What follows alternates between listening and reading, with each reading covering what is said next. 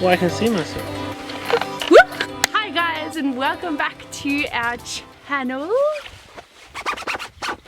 If you have been here before, hello, thanks for stopping by, and if you're new to our channel, lovely to meet you. We have noticed that quite a few new people have joined us, which is super exciting. I thought we would just do a little bit of an introduction to anyone that is new to the channel. My name is Lauren and this is my hubby Grantos. How you going? We have recently moved to the beautiful Huon Valley in Tassie. We have been living here now for just over 1 year. I'm originally from Melbourne and Grant is originally from Sydney, which is where we met. And since making our way back down the east coast, we've had two beautiful boys who are 7 and 3.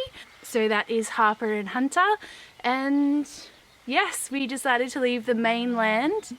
Yeah, the cow in the background. I think it's always been a bit of a dream of ours over the 14 odd years that we've been together. We've always spoken about living a simpler life, more connected to the land, and we've both always had a real passionate interest in growing our own food. That's kind of what we've done in moving to Tassie. So we've left all of our family and friends behind on the mainland. We've started completely new, not knowing anyone. We have bought a few acres, 2.77 acres down in southern Tas in the amazingly magical Huon Valley. Thought it would be really fun to do a video on our top 5 tips of moving to Tassie in particular, just mainly sharing our experience in what it was like moving with 2 kids as well, starting work. So Grant's a full-time stay-at-home farm dad and I'm currently working full-time, so yeah, huge life change in lots of different ways. So I guess one of the biggest things for us was having 2 young ones. That was definitely a big part of our kind of thought process in moving down to a place like Tassie. We just felt like the world was getting pretty hectic. I mean, it's hectic everywhere, but we felt like it was getting pretty hectic on the mainland. Super duper busy and built up, really disconnected, I guess. And here it's really nice. It's a lot more chilled here. Everyone helps each other. Yeah, our town doesn't even have traffic lights. Everyone just goes around and does their things. So a lot more relaxed environment. Yeah, and really lovely for the boys to grow up in as well, for children to grow up with. I think this place just really inspires creativity and like happiness, I guess. The boys love being outside. We've got like a fair bit of space for them to run around and create. Harper, our eldest, really loves to invent things and create with bits and bobs from nature, and Grant's always taking things and taking them apart and putting them back together, and the boys love spending time with him doing that. We're going to do this video in parts because we do have 2 young children and they're currently waiting inside for dinner, so we've got the pasta on the boil and they're both watching movies, so hopefully we don't go inside and they've set it all on fire.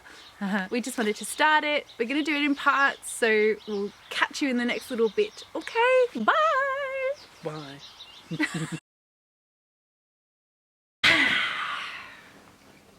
Cheers. We finally had a chance to sit down and try and finish this video. It's taken us quite a few days to finally take the time to sit down and record it because it has been a busy week or so. We have a bit of a list. Renting versus buying. You're going to rent in Tasmania. There's actually a rental epidemic in Tasmania at the moment. That uncommon. It's crisis, not epidemic. Or epidemic. It's not uncommon for a person to go to a rental and have 25, 30 people show up at the same rental looking to rent that property. For people wanting to come over to Tasmania, find a rental and then look for a house, it's really tough. What I would say with that is just don't be disheartened by how hard it is. It's going to be tough, and it's good to set that bar of expectation before you embark on the journey. Plan out, I guess, where you're going to look at properties and kind of logistically how that's going to work. That really helps once you actually get to Tassie, having that plan and those steps in place. I think a lot of people think that it's going to work really well just coming down, finding a rental as an interim property before they buy, but that's actually really difficult, and it can be really tough if you get down to Tassie and you end up in a situation that's a bit sticky in terms of housing. And I think social media helps a lot as well. Like you can actually do a lot of research through social media and get a lot of information from people online as well. So find some Facebook pages that you like. There's a few really good ones for moving to Tassie. So jump on there and ask questions in terms of, you know, what you're looking for, a property or a community or lifestyle. Because although Tassie is quite small, it does change quite dramatically depending on where you're living in terms of landscape and growing capacity and communities and lifestyles. So yeah, kind of have a good idea, or it's good to have a good idea of what you would like out of life, unless you have the time and money to come down and spend 2 months or whatever looking for properties, and that's cool too. But versus buying a house, some people come down and some people actually just buy a house before they come over to Tasmania. That's not what we chose to do. We really wanted to see the house with our own eyes. So I think it's best to try and view the property if you can. Yeah, definitely. Yeah. I would say view the property and talk to the local community. We came and viewed this property and we went into town and had a look around the main town that's near our house. We had a coffee, we had a drive around, we chatted to people. We fell in love with everything, the landscape, the town, the view, the house, the view. I would definitely encourage, if you have the opportunity and the chance, to come down and talk to the community, talk to people, get to know them, get to know kind of the space that you're living in, and also to view the house for sure. Basically found in our area in the Huon Valley, our houses that are very desirable, that people from the mainland want to come and, you know, they're set up. There's not a lot of work to establish certain things. Like our property already has a lot of things established, and then we're just catering to suit it for our lifestyle. Those houses that are quite desirable usually sell within 2 weeks. There's not a lot of a time frame to purchase a house, so you really need to be ready. Our house, for example, sold within 7 days of it being on the market. I think we just really wanted to be ready for ourselves, kind of emotionally, because we didn't want to find a place that we loved and couldn't get it. So that was really important for us, to make sure that we were kind of in a position that we could do what we did. It's funny because we actually found this property whilst we were down in Tassie. We'd come down for a weekend or a week to look at a couple of other houses, and this one must have popped up. Yeah, it did. Yeah, literally while we were in Tassie. It, So we found it and came and saw it, and we bought it. Don't leave me. Let's turn the fire up. It's a little bit cold. Oh my god. He's just turned it all the way up. This is obviously all just based on our experience, where we were at financially, where we were at kind of in our family situation. Where we were at in life. Yeah, this is just what we found works best for us. Find what works well for you and where you're at. Tip number 2 would be prepared for being further away from services. I quite like that fact. Yeah, which I love. I love. And I actually have found, since moving to Tassie, because you are making a conscious choice to really kind of disconnect from a lot of those mainstream, super 24/7 available services, whether it's healthcare, shopping, supermarket shopping, like everything was at our fingertips where we moved from.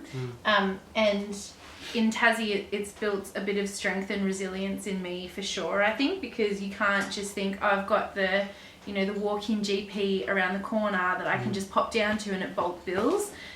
It was a little bit of definitely an adjustment for me moving to Tassie, because we don't have bulk billing doctors, and so that's empowering in a way though, because you're taking healthcare back into your own hands in a way. I guess moving to Tassie, you're more a part of the land. As being more a part of the land, things may happen on the farm. The boys are now growing up in an environment where they could break their arm or get bitten by a snake.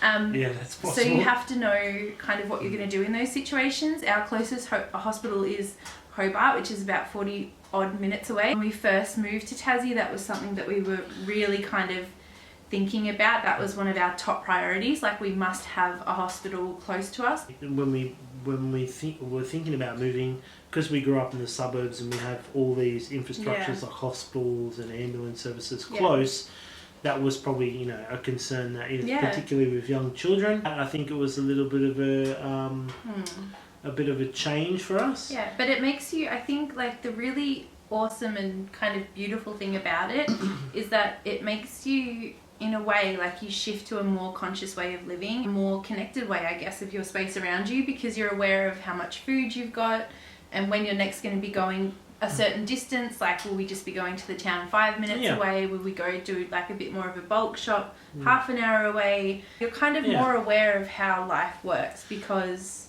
it's not just at your fingertips and you can have it, you know, which is really lovely. Like, I'm really enjoying it. I remember when we first moved here and I was talking to some local parents, and I was saying what happens in an emergency if you need to call an ambo, and they were saying just jump in the car and start driving up to Hobart and they'll meet you along the road. And I was like, ugh. They were saying depending on the emergency, like depending on what you're dealing with, basically where we live, don't wait for an ambulance, drive and they'll meet you. Regardless of what medical emergency you're dealing with, I was like, what do you mean I have to be self-reliant and get myself in the car with my child?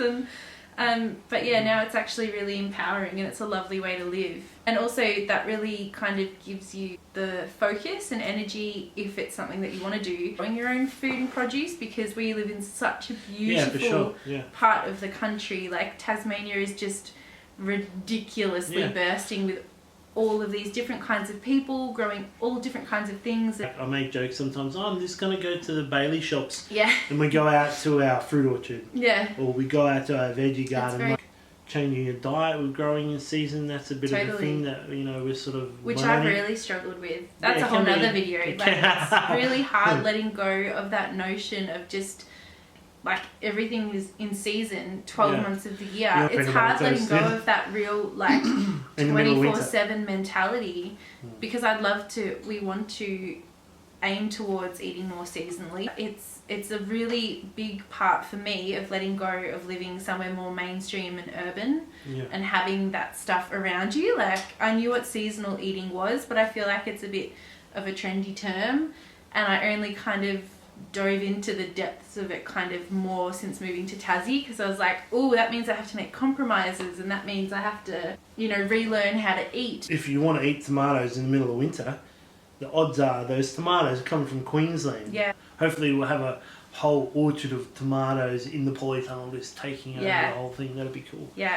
So yeah, just be prepared to travel a little bit further, and to also plan a bit more ahead, I guess, in terms of healthcare. The doctors and GPs are not open on a Saturday or Sunday, which, like, floored me. I'm still getting used to that, to be honest with you. There is a place that's open for emergencies on the weekends. It's about relearning about what do you do in these situations on a weekend, for example. There's a lot of pop-up shops at houses on the side of the road. Like, we even have one. We've sold like peaches and plums and quinces.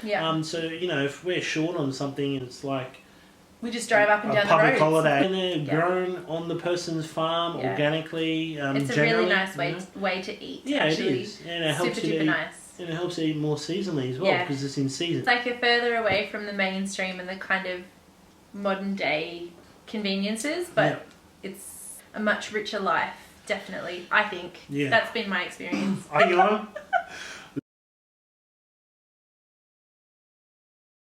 Number 3, know why you're moving. For us, it was like being closer to nature, growing our own food. Having a place for the boys to explore their environment. Learn through the world. We've got a really big tree, and the boys just go up. Having kids, that really encouraged us to want to move somewhere. We couldn't afford anywhere in Victoria that would have had what this property has in terms of being close to the water, also being like surrounded by mountains and valleys. Like, it's ridiculous. In Tassie, we don't have theme parks, we don't have like big amusement parks, lots of, you know, things to kind of entertain families and people and children. It's kind of like nature is your wonderland, which is really awesome. Like, and I think for the boys to grow up in a space like that is really amazing. Kids in Fiji are happy playing on a banana leaf, digging a mud so puddle. True. You know, like it helps their development. It helps their imagination. I think the number one reason for me was if we were to stay in Melbourne and live where we were, because our son was already going to school, so those are 3 big things. We would have both had to work. Full time. to purchase a house because that's what we wanted to do, and put both our kids in before and after day school care, and we wouldn't see each other, we wouldn't see the kids, we wouldn't really be a part of our children's lives. How we want to be. Like again, this is just our experience, and there's lots of households out there that both work full time and everything that Grant just said, but are full of love. Some people, that's what they want, and we wanted to change that. So for us, or for me specifically, or both of us are thinking, that was a big thing for me. Was to be a part of their lives, spend that time help with teach them and spend time with them, get to know them, establish that relationship, and not be around, as well as have a space to actually play and explore. So those two things are probably the two top reasons of why we wanted to move. We had all these other things like producing our own food, because I've been like an avid gardener for quite some time now. We've always grown produce to some extent. It's just fun. You know, you put a little seed in the ground, it grows into this fruit, and you get to eat it, cook it, and it's magical. So magical. It is. It really is. I'm only a novice when it comes to understanding what supermarkets do to your food to produce it, to get it to your shelf, so looking perfect. Food doesn't look like that. Crossbred it's not normal. It's not normal. It's really not. It's and not. That's what we expect. That's what the farmers market. There's a whole bunch of food that gets wasted because it's got a bit of a mark on it. When you kind of come out of that context and you're looking back into it, like for ourselves, reflecting on kind of the world that we did grow up in, and now how our boys are growing up in the world, it is really interesting that like we expect perfectly shiny apples, for example, and apples are not meant to be shiny. Like it's not right. I think one of the most positive things though about it, like I'm seriously blown away, is Harper, our eldest, has such, I mean Hunter does too, but Harper's a bit older, so developmentally, like he can have really beautiful experiences with Grant, mainly in the garden because I'm at work. But yeah, Harper now goes out and picks lettuce. Yeah, it's so cool. And spinach, and just eats it while they're gardening and chatting about life. There is no way, no way he would have ever eaten store-bought lettuce or spinach. He hates it. And now he's eating it, which is just like, that just shows how positive gardening is in so many different ways, for people, for humans, but like for kids especially, and learning about where their food comes from, and actually having that relationship with food from when it grows. Ask children where their food came from. They say, where does that's right, apples come from? From the supermarket. Where does a lamb chop come from? The supermarket. And that just shows how disconnected suburban schools are. Suburban it's getting late, schools people, are sorry. From like where their food actually comes from. It gets grown on a farm, they do all the business, they slaughter it, and that gets produced in a packaging in plastic in the supermarket, and then it's in their fridge. I think it's also like individuals and parents as well, you know, like we never really took that time to say bacon comes from a pig, lamb chop comes from a lamb. No, but he knows. No, he knows now, but what I'm saying is like there's that disconnect all around, like it's just not a part of our conversations in more urban settings. Like you don't have paddocks that you drive through where there's cows and sheep and pigs and chickens are everywhere. It brings real connectedness on multiple levels, I guess, in terms of why we moved here. Take it away.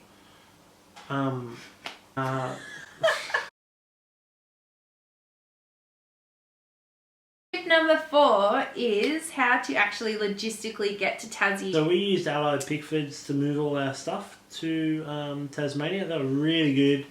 They weren't the cheapest, they weren't the most expensive. We didn't have any problems with them whatsoever.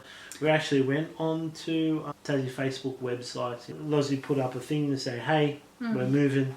You know, so social media is a really, really good tool, obviously. You know, so if you're not into it, you've got to get into it. They turned up, they packed, like, we packed all the small stuff, and then they come along and unpacked, they pulled apart the beds, wrapped the mattresses in plastic. They packed it so well in the container. You could not fit, like, you know, a folded table down the side. Like, it just wouldn't fit. We got 3 quotes. We used 2 or 3 different companies we got quotes from, and we just followed our gut really. We picked the ones that we were happiest with price wise, and then kind of also took into account, you know, if we liked them or not.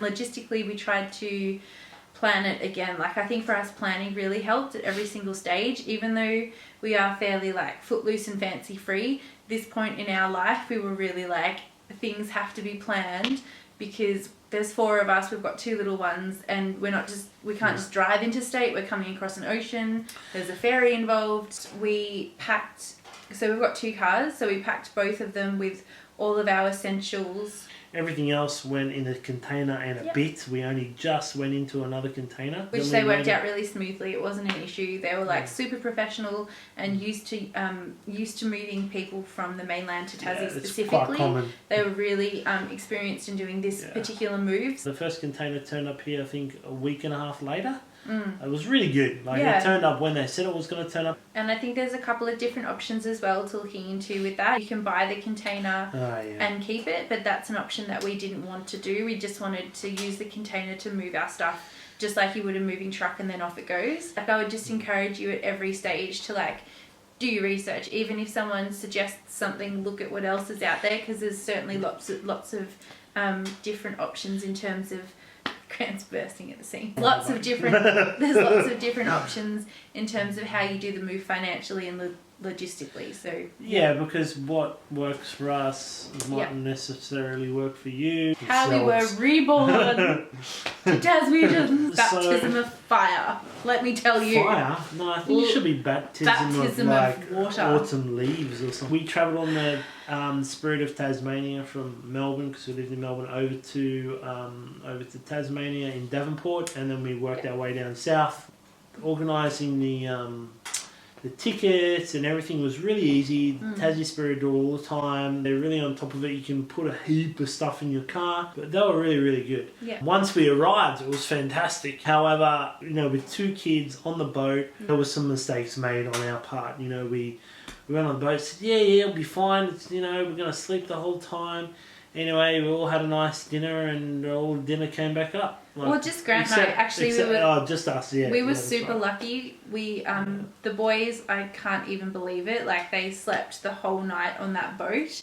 And Grant and I had a pretty bad night. Like, we were a bit shaken by it, really. It was not a great experience for us, but pretty much everyone I've met says, we had a really smooth ride. Like, I was like, why? And I was 6-metre waves, and we were right at the front of the boat, in the utmost front cabin, at the highest point.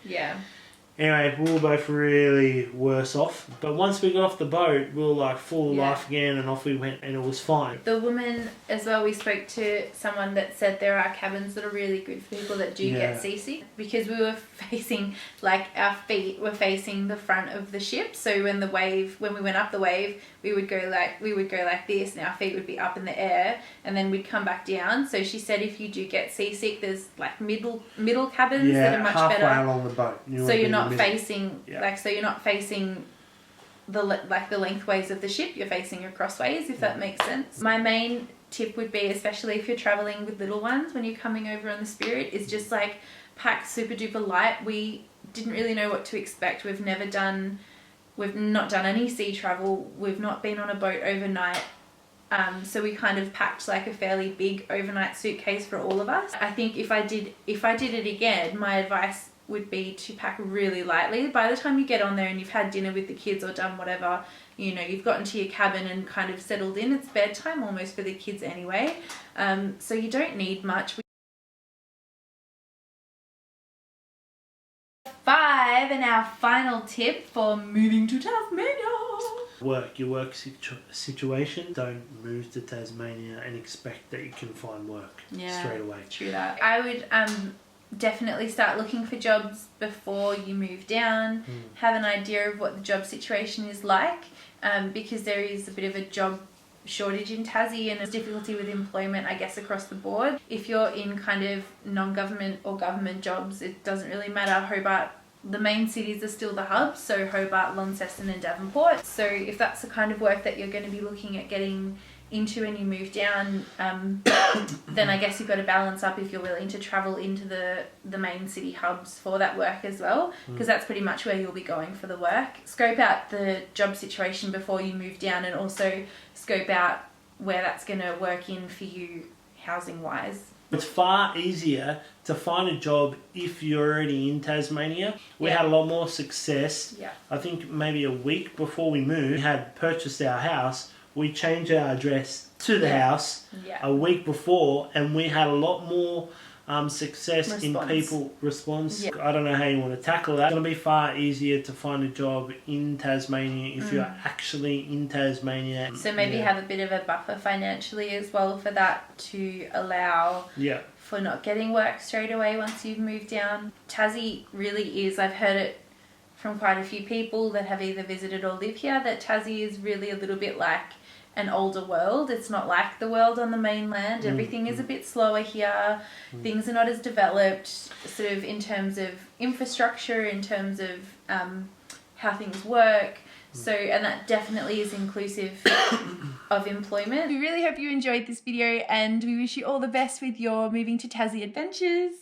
Would love to hear from people where they're coming from and what's going on in your life. Or if you've made the move and you have a similar experience, you know, and you feel like, you know, talking about it, you know, put a comment below, because then there'll be lots of people that are like, hey, you know, this is my experience or whatever. Alrighty, well, we'll catch you again soon in another video. Okay. Bye. Bye.